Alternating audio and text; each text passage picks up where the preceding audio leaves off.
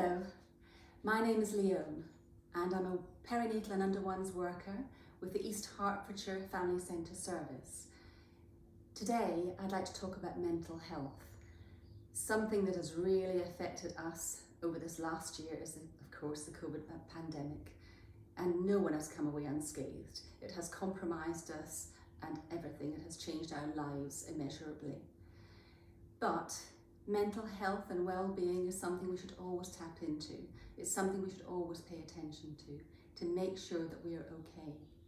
Now today I'm going to go through some steps with you, with my trusted papers here, just some ideas that you can try and to think about to help you with your coping with your mental health and the way you might feel about things in general, at the moment and in future. Talk about your feelings. Talking about your feelings can help you stay in good mental health and deal with times when you're feeling troubled. Just think about you having an emotional jug inside your body. Emotions and feelings, etc. trickle in there constantly. And sometimes it fills up quite a lot. It's really important to address that every so often and turn the tap on to just let a little bit of that out occasionally. Not always easy to do, and sometimes it comes to the brim and just overflows. And we cry, we laugh hysterically, whatever it is we do to cope with it. That's okay, that's fine, that's human to do so. But just try to keep a check on that. Avoid looking at negative social media. Avoid what's called doom scrolling, where you watch things that are really negative, but somehow they are very addictive. Not at all healthy. Choose wisely. Social media can be very positive. It can be very uplifting, supportive, and very helpful. So do choose wisely. Keep active. Regular exercise can boost your self-esteem. It can help you concentrate, to sleep, to feel better. So whatever it is you like to do, whether you like to go out for a walk or a run, or you just jump up and down, you dance to music, yoga, Pilates, anything at all that helps you feel good and just gets your circulation going is really very positive for you. Deep breathing is very good for you too. We tend to shallow breathe when we're stressed. And if you take in a deep, deep breath of air and really exhale that air fully out, you've got rid of all that stale air that we hardly ever address inside our bodies. It really invigorates the mind and the body. So trying to do that a few times a day, you'll be amazed at how clear-headed you feel afterwards and how much better you feel too. Exercise keeps the brain and other vital organs healthy and is a significant factor in improving your mental health and your well-being. Eat well, that goes without saying. If you eat well, you feel better. But eating well feeds your brain too. Your brain needs a good mixture of nutrients to stay healthy and to function well, just like the organs in your body. A diet that's good for your physical health is also good for your mental health. Drink sensibly. Tea, coffee, caffeine can sometimes give you a bit of a high. Sometimes it actually boosts you and wakes you up and it actually takes away a bit of that stress. Lots of fluids like water is excellent for you. Keep hydrated. Where alcohol is concerned, drink sensibly. We often drink alcohol to change our mood, and some people drink to deal with fear or loneliness, but the effect is only temporary. When the drink wears off, you feel worse because of the way the alcohol has affected your brain and the rest of your body. Drinking is not a good way to manage your feelings. A glass of wine occasionally is okay, but in moderation and with company as well. Keep in touch. There's nothing better than seeing someone face to face, but that's not always possible, as we well know at the moment. So call someone. If you're feeling lonely or stressed, or you're finding something difficult, call someone, contact someone. Now you can do that by calling them on the phone, you can drop them a line, you can drop them a text, You can chat to them face to face on various forms of media these days with WhatsApp and FaceTime and the list goes on. Keep the lines of communication open. It's good for you. Ask for help. We're none of us superhuman. We all sometimes are overwhelmed by situations and by the day-to-day things that we face. And sometimes things don't go according to plan, and that throws us too. So don't bottle it up. Do ask for help if you need it.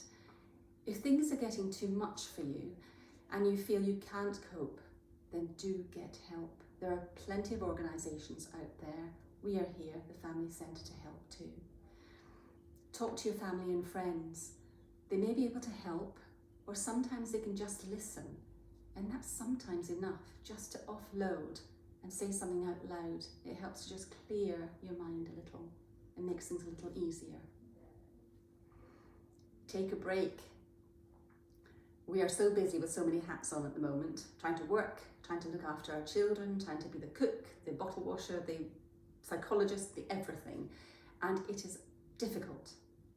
You're not a teacher if you're teaching children at home. You're not a teacher, so you do your best. Your children are learning in totally different ways with you, and they are learning invaluable things. So really, you have to give yourself credit there that they are in a home environment. They're seeing how you are at home. You're spending time as a community, and that is really important. But take a break. If you need to just change your scene, get up, go outside, look out the window. 5 minutes or something, just doing something different can clear your head. Sometimes you'll need a half an hour, sometimes you need a couple of hours. It all depends on what you feel you need. A few minutes can be enough to de-stress you, but give yourself some me time regularly. Do something you're good at. What do you love doing? What activities can you lose yourself in? What did you love doing in the past? We've sometimes forgotten about the little things that we enjoy doing, whether it was drawing or colouring in or doing crossword puzzles or Sudoku or whatever, something that kind of gets your head going, listening to music and whatever. It's, there are so many things we can do that we deny ourselves because we're so busy all the time. So do something, doing an activity that you enjoy and are good at, usually boosts your self-esteem because you know you've achieved something, you've done it well, and you can say, hey, look at that. What? I didn't know I could still do that. Have a go at something. Accept who you are. We are all very different. It's much healthier to accept that you are unique and not to try to be someone else. Feeling good about yourself boosts your own self-confidence, and it helps you to learn new skills because you're open to learning new things. You go different places, you meet different friends.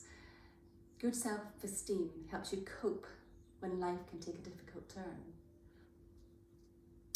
Focus on what really matters. Don't overwhelm yourself and try to tackle everything. It's impossible. If it's too much, leave it for another day. It'll wait.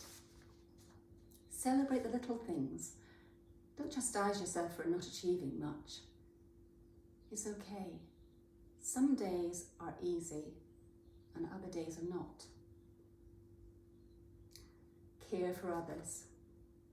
Friends are really important. We help each other whenever we can, so it's a two-way street. For the men out there, sometimes it's difficult for you to express your feelings or even speak at all. Try to talk, try to share, don't bottle up. Talk to your friends, be a listener to your friends. Talk, listen and share. Really don't keep things inside. It isn't healthy. This has been an extraordinary year for dads. Missing baby scans, missing hospital appointments, some even missing the birth of your baby. This wasn't in your birth plan, mums and dads. And it has impacted hugely, we know. But there was no choice at the time. It had to be as it was, I'm afraid. But take a moment to look at things in a different way, in a positive way. You have spent quality time with your baby and your children. Baby has had mummy and daddy there to talk to and to learn from. Your baby knows that they have a voice and are listened to and valued. And remember that all babies born during this time have had similar experiences. So when they come to go to sessions, when we finally open our family centres to you all, which will be a wonderful day, or they go to nursery, meet other babies, other toddlers, they're all starting from a similar place. Children are resilient. They take things as they come. It's we adults who tend to overcomplicate. So take a leaf out of your child's book. Take it as it comes, a little more. Do take care of yourself.